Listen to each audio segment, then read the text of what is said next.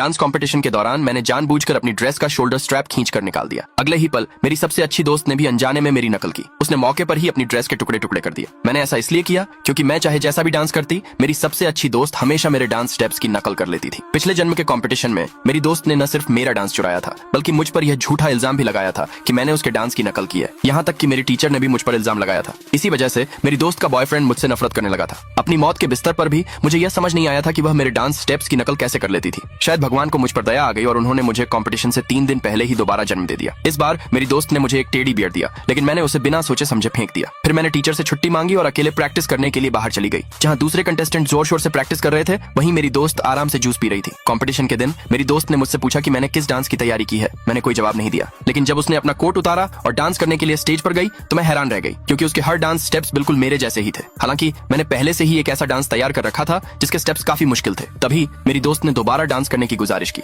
और इस बार हैरानी की बात यह थी कि उसने जिस डांस को चुना था उसका नाम बिल्कुल वही था जो मैंने चुना था। उस पल जाकर मुझे आखिरकार पूरी बात समझ में आई। जब तक मैं शीशे के सामने प्रैक्टिस करती थी, मेरी दोस्त मेरे डांस स्टेप्स की हूबहू नकल कर लेती थी। इसलिए मैंने जानबूझकर अपनी ड्रेस का शोल्डर स्ट्रैप जमीन पर फेंक दिया, और हुआ भी वही। अगले ही पल मेरी दोस्त ने भी मेरी नकल की और अपनी कंपटीशन वाली ड्रेस के टुकड़े टुकड़े कर दिए। दर्शकों के बीच हंगामा मच गया। ये देखकर मेरी दोस्त ने जानबूझकर बेहोश होने का नाटक किया। वो ऐसा करके समय बर्बाद करना चाहती थी, और हुआ भी वही। दर्शकों ने मुझ पर बेदर्दी का इल्जाम लगाया, लेकिन तभी मेरी दोस्त खड़ी हो गई और बेचारा बनने का नाटक करने लगी, जिससे जजों ने उसे दोबारा डांस करने की इजाजत दे दी। जब दोबारा डांस शुरू हुआ तो उसके स्टेप्स अभी भी बिल्कुल मेरे जैसे ही थे। इसलिए दर्शकों ने जजों से जोर देकर कहा कि वे मुझे स्टेज से हटा दें। जज अभी अपना फैसला सुनाने ही वाले थे कि तभी एक अजीब घटना घटी। मैं स्टेज के पीछे लगे पर्दे के पीछे भागी और वहां डांस करना शुरू कर दिया। अगले ही पल मेरी सबसे अच्छी दोस्त, जिसके सामने कोई आईना नहीं था, ने तुरंत अपनी हरकतें रोक दी। तभी सबको एहसास हुआ कि असली नकलची कौन था। अगले भाग के लिए नीचे कमेंट में यस लिखे।